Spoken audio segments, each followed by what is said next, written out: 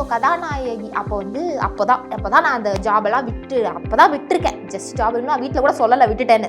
அந்த ஃபேஸ் அந்த டைம் தான் அது. தெரிஞ்சவங்க மீடியாவில் இருக்கவங்க தான் அந்த கதாநாயகின்னு ஒன்று ஸ்டார்ட் பண்ணுறாங்க அப்படின்னு சொல்லிட்டு அதோட லிங்க் அனுப்பிச்சாங்க. அப்போ ஃபர்ஸ்ட் ஆடிஷன் இங்கே சென்னையில் தான் ஒரு ஸ்கூலில் நடந்தது. ஆல்மோஸ்ட் ஒரு 2000 பேர் வந்திருந்தாங்க. அந்த 2000 பேர்லேருந்து செலக்ட் ஆனது வந்து நான் ஒரே ஒரு ஃபர்ஸ்ட் டைம் வந்து எனக்கு தெரியும் கேஎஸ் ரவிக்குமார் சாரும் ராதிகா மேமும் ஜட்ஜஸ்னு கேட்ட உடனே ஒரு மாதிரி அது எப்படி சொல்கிற ஒரு பயங்கரமான ஒரு ஃபேன் மூமெண்ட். ஏன்னா நான் கேஎஸ் ரவிக்குமார் சாரோட பயங்கர ஃபேனு. ரொம்ப பிடிக்கும் அவரோட படங்கள்லாம் ரொம்ப பிடிக்கும் எனக்கு. மீட் பண்ணோன்னே எனக்கு அப்படியே sir I am very big fan of you sir அப்படின்னு சொல்லிட்டு அந்த மாதிரி இருந்தது அந்த ப்ரொமோ.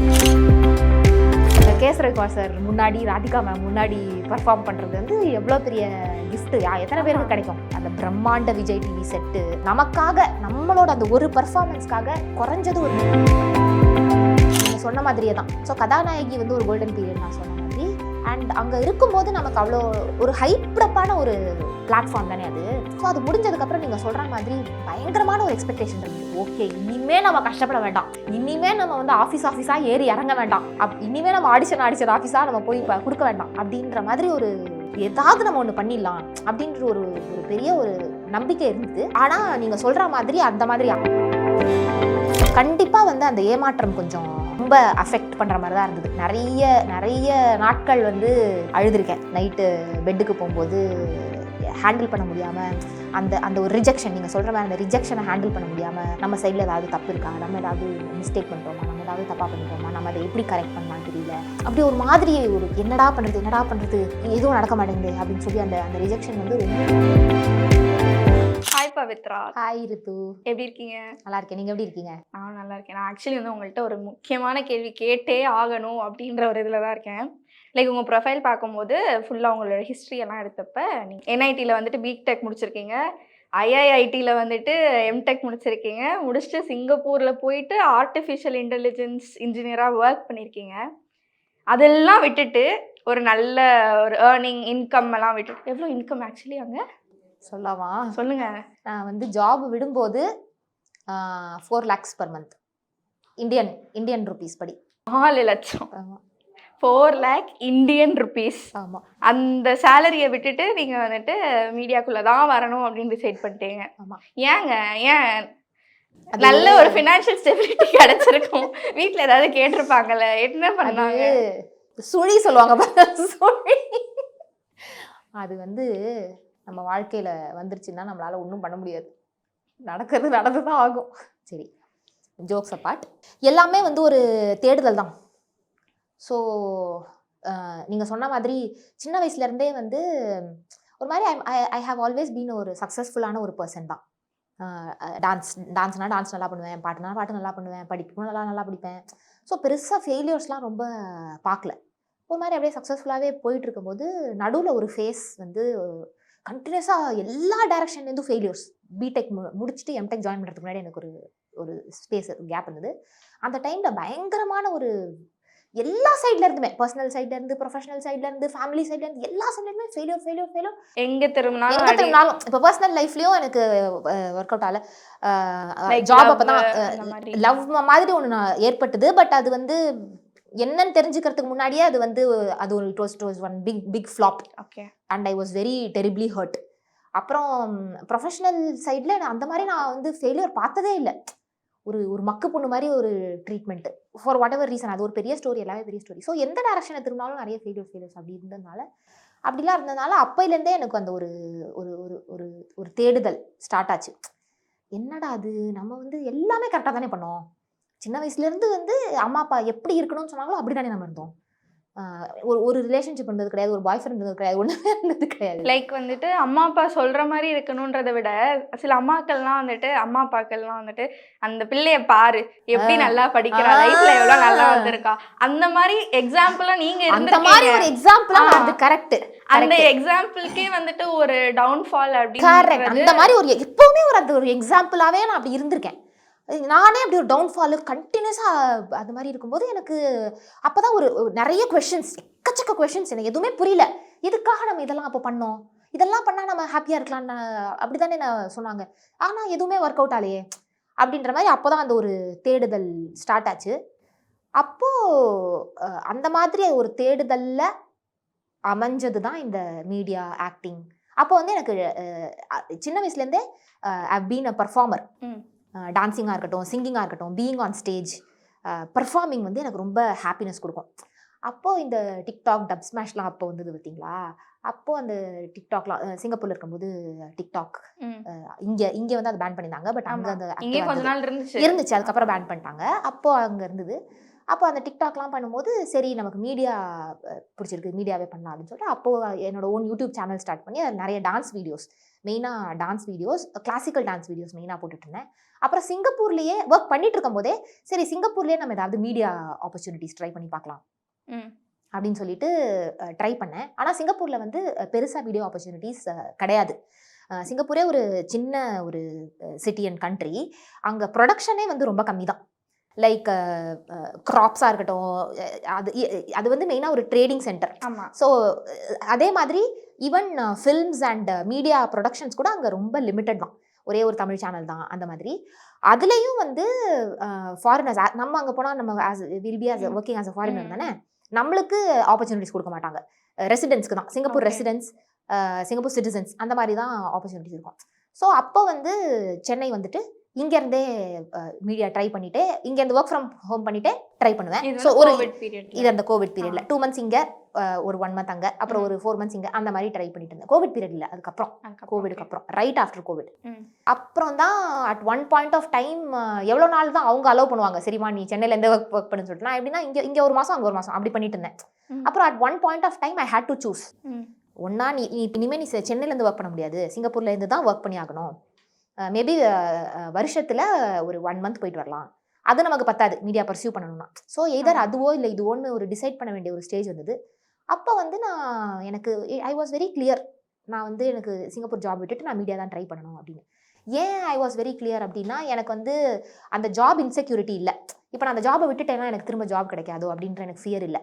ஏன்னா நான் ஏஐ இன்ஜினியரிங்கில் இருந்ததுனால அது வந்து இப்போ பூமிங் ஃபீல்டு, அழிஞ்சு போகிற ஒரு ஃபீல்டு கிடையாது.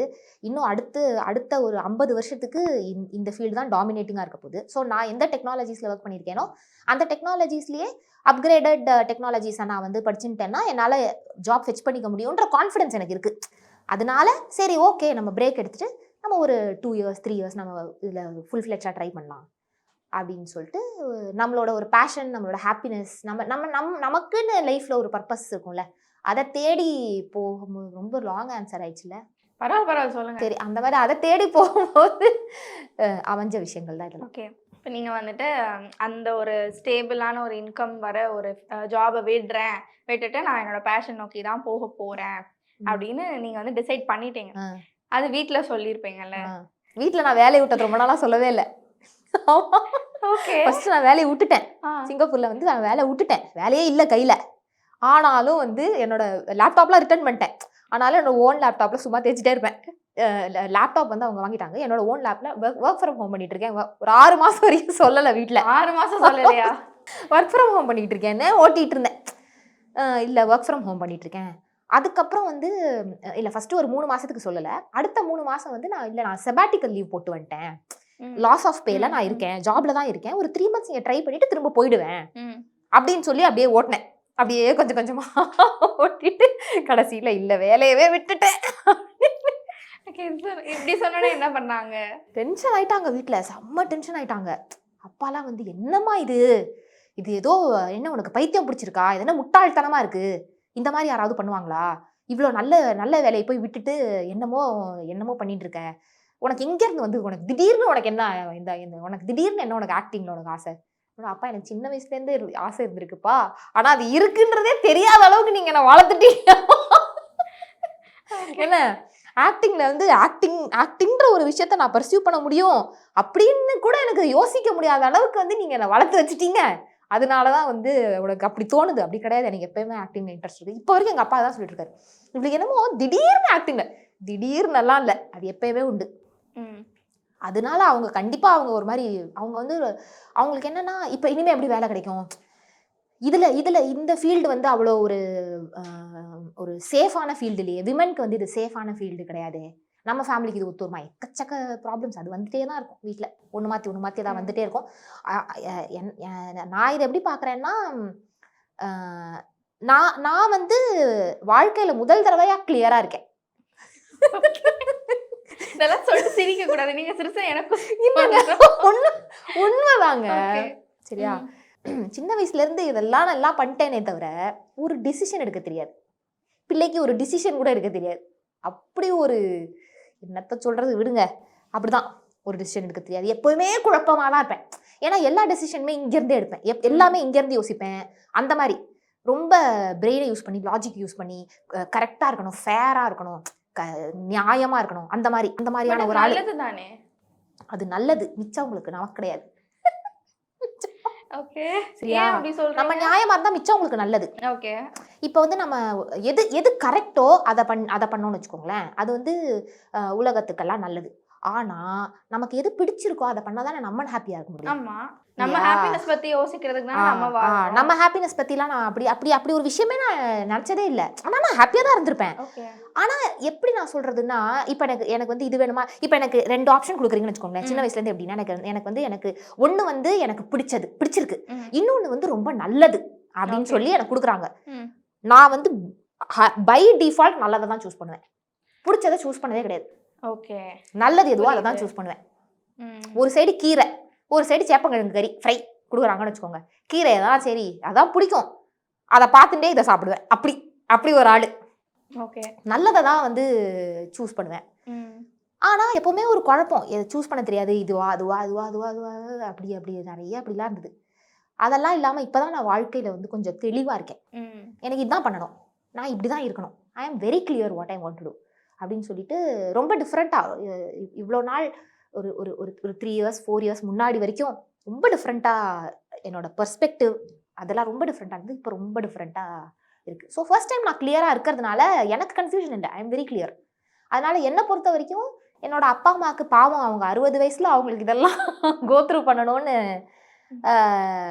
அவங்களோட தட் இஸ் தேர், அப்படிதான் அவங்க கோத்ரூ பண்ண.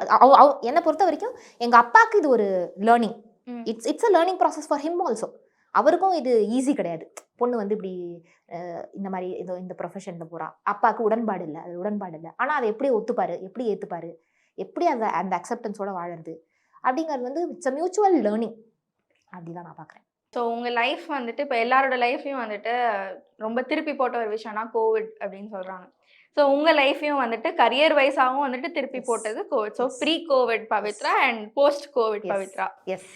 ஸோ இந்த போஸ்ட் கோவிட் பவித்ரா அது வந்துட்டு ஜேர்னி ரொம்ப நல்லா ஸ்டார்ட் ஆனதுன்றது வந்துட்டு அந்த கதாநாயகி அந்த ஷோ. கரெக்டாக? அதுக்குள்ளே நீங்கள் எப்படி போனீங்க, எனக்கு அந்த ஜேர்னி ஃபுல்லாக சொல்லுங்கள், எனக்கு ஃபுல் டீட்டெயில்ஸ் வேணும். டாப் டு பாட்டம் டீட்டெயில் வேணுமா? அப்போ இன்டர்வியூ டைம்லாம் முடிஞ்சிருமே? பரவாயில்ல, இட்ஸ் ஓகே. ஸோ கதாநாயகி அப்போதான் நான் அந்த ஜாபெல்லாம் விட்டுருக்கேன். ஜஸ்ட் ஜாப் இன்னும் வீட்டில் கூட சொல்லலை விட்டுட்டேன்னு. அந்த ஃபேஸ் அந்த டைம் தான் அது. அந்த டைமில் வந்து யாரோ எனக்கு இந்த தெரிஞ்சவங்க மீடியாவில் இருக்கவங்க தான் அந்த இது எனக்கு அனுப்பிச்சாங்க, கதாநாயகின்னு ஒன்று ஸ்டார்ட் பண்ணுறாங்க அப்படின்னு சொல்லிட்டு அதோட லிங்க் அனுப்பிச்சாங்க. அப்போ ஃபஸ்ட் ஆடிஷன் இங்கே சென்னையில் தான் ஒரு ஸ்கூலில் நடந்தது. அங்கே ஆல்மோஸ்ட் ஒரு 2000 பேர் வந்திருந்தாங்க. ஸோ ஃபஸ்ட் ஆடிஷனில் 2 ரவுண்ட்ஸ் இருந்தது. ஃபர்ஸ்ட் ரவுண்டு கிளியர் பண்ணவங்கள செகண்ட் ரவுண்டு கூப்பிட்டாங்க. உங்கள் ஓன் எது வேணால் ஆக்ட் பண்ணி காமிங்க அப்படின்னு சொன்னாங்க. அது நான் ஒன்று பண்ணி காமிச்சேன்.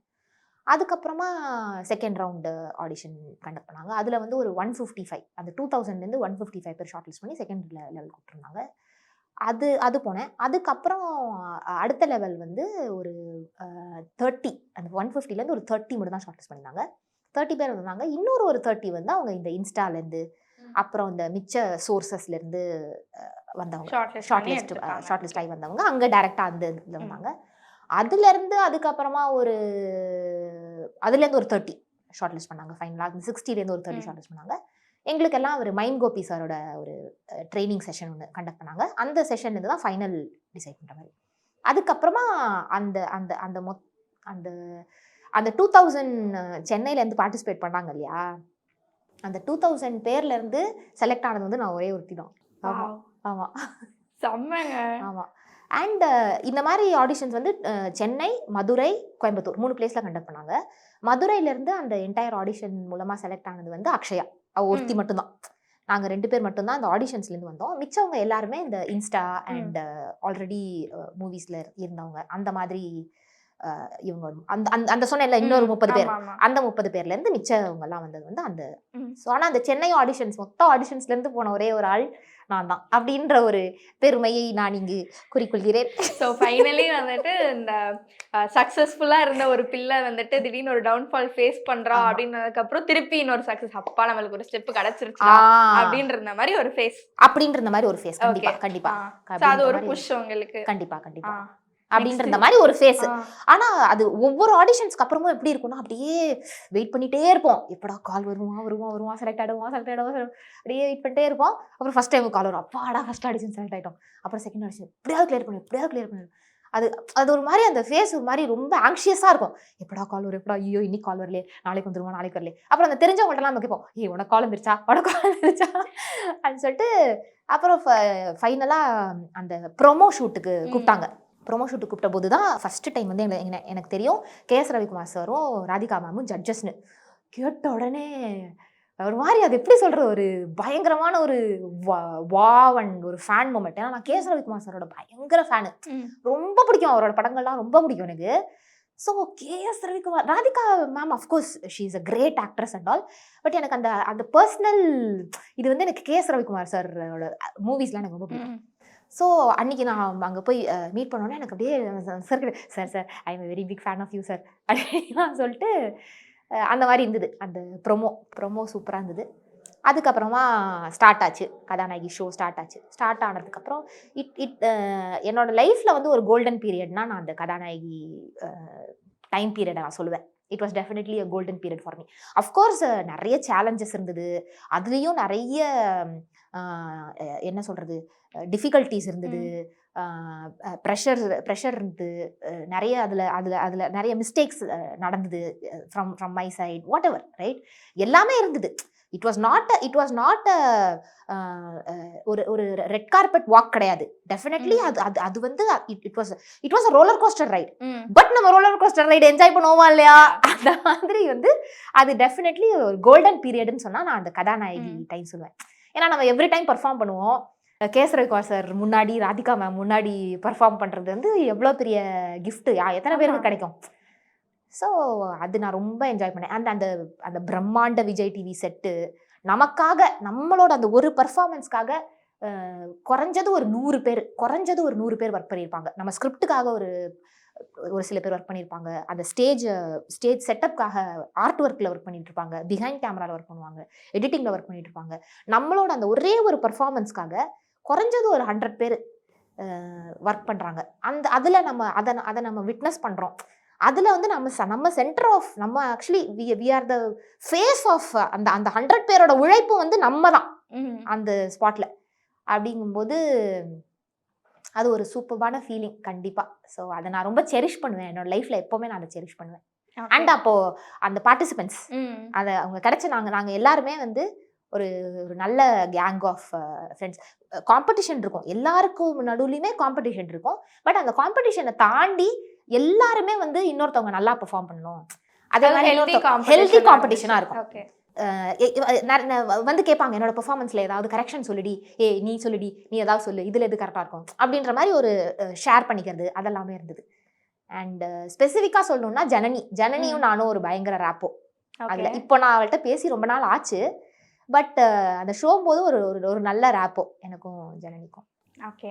ஸோ இப்போ கதாநாயகி முடிஞ்சதுக்கப்புறம் சரி ஓகே விஜய் டிவிலேயே நம்ம ஒரு பெரிய ஷோ பண்ணிட்டோம், அதில் வந்து செகண்ட் ரன்னர் அப் ஜெயிச்சிட்டோம், கண்டிப்பாக வந்துட்டு நிறைய சான்சஸ் கிடைக்கும், நம்ம வந்துட்டு லைஃப்பில் அப்படியே வேற லெவலில் போயிடுவோம் அப்படின்னு நினச்சிருப்பீங்க.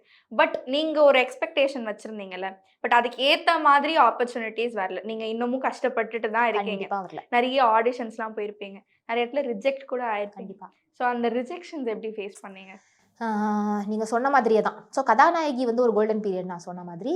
அண்ட் அங்கே இருக்கும்போது நமக்கு அவ்வளோ ஒரு ஹைப்டப்பான ஒரு பிளாட்ஃபார்ம் தானே அது. ஸோ அது முடிஞ்சதுக்கப்புறம் நீங்கள் சொல்கிற மாதிரி பயங்கரமான ஒரு எக்ஸ்பெக்டேஷன் இருந்தது. ஓகே இனிமேல் நம்ம கஷ்டப்பட வேண்டாம், இனிமேல் நம்ம வந்து ஆஃபீஸாக ஏறி இறங்க வேண்டாம், இனிமேல் நம்ம ஆடிஷன் ஆஃபீஸாக நம்ம போய் இப்போ கொடுக்க வேண்டாம் அப்படின்ற மாதிரி ஏதாவது நம்ம ஒன்று பண்ணிடலாம் அப்படின்ற ஒரு பெரிய ஒரு நம்பிக்கை இருந்தது. ஆனால் நீங்கள் சொல்கிற மாதிரி அந்த மாதிரி அமையலை. அது வந்து ஒரு சில பேருக்கு தான் அமைஞ்சுது. நிறைய பேருக்கு அது அமையலை. அதுக்கான ரீசன் என்னவா வேணால் இருக்கலாம். பட் கண்டிப்பாக வந்து அந்த ஏமாற்றம் கொஞ்சம் ரொம்ப அஃபெக்ட் பண்ணுற மாதிரி தான் இருந்தது. நிறைய நாட்கள் வந்து அழுதுருக்கேன்.